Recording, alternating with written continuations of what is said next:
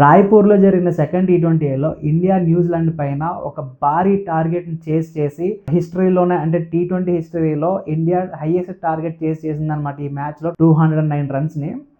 ఎంత మంచి batting display అంటే ఒక పక్కన విజయ్ హజారే ట్రోఫీలో మంచి పెర్ఫార్మెన్స్తో టీంలోకి వచ్చిన ఇషాన్ కిషన్ చాలా మంచి బ్యాటింగ్ చేస్తూ ఎటు వేసినా సరే ఆ బాల్ని బౌండరీ వైపుకి పంపించుకుంటూ చాలా కంఫర్టబుల్గా తన బ్యాటింగ్ అయితే స్టార్ట్ చేశాడు.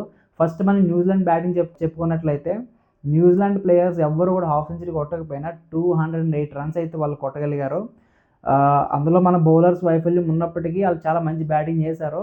నెక్స్ట్ వచ్చేసి మన ఇండియన్ చేజింగ్ అంటే 200 రన్స్ ఎలా సెట్ చేస్తారు, ఎలా అందరూ ఐస్ కూడా అభిషేక్ శర్మ పైనే ఉన్నాయి అండ్ సంజు శాంసన్ ఎలా పర్ఫామ్ చేస్తాడు. బట్ అన్ఫార్చునేట్లీ వీళ్ళిద్దరూ అవుట్ అవ్వడంతో అసలు స్కోర్ అంటే ఈ మ్యాచ్ మనం కొడతామా లేదంటే సెకండ్ T20 న్యూజిలాండ్ కంబ్యాక్ వేస్తుందా అని ఎక్స్పెక్ట్ చేస్తున్న టైంలో ఇషాన్ కిషన్ చాలా భయంకరమైన బ్యాటింగ్ చేశాడనమాట.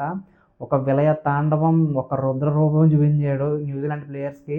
అసలు ఆ ఫోక్స్ వేసే ఓవర్లో అయితే అసలు తను ఏ బాల్ వేస్తున్నాడో ఎలా వేస్తున్నాడో తనకే తెలియనంత భయంకరమైన బ్యాటింగ్ అనమాట. ఏ బాల్ ఎటు కొడుతుందో తనకే తెలియదు, అంత భయంకరమైన బ్యాటింగ్ చేసుకుంటూ వెళ్ళాడు ఇషాన్ కిషన్.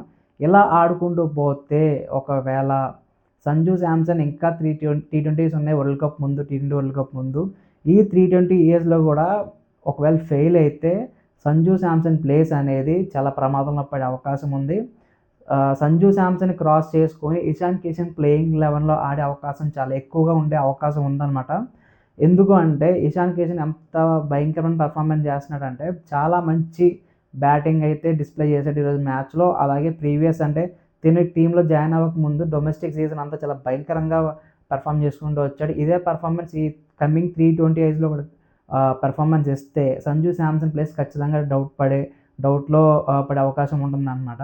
సో మీరేమనుకుంటారు, T20 వరల్డ్ కప్కి సంజు శాంసన్ ఆడించాలా లేదంటే సంజు శాంసన్ ప్లేస్లో ఇషాన్ కిషన్ తీసుకుంటే పవర్ ప్లేలో మంచి స్కోర్స్ వచ్చే అవకాశం ఉందా? మీరేమనుకుంటున్నారో కింద కామెంట్ చేయండి.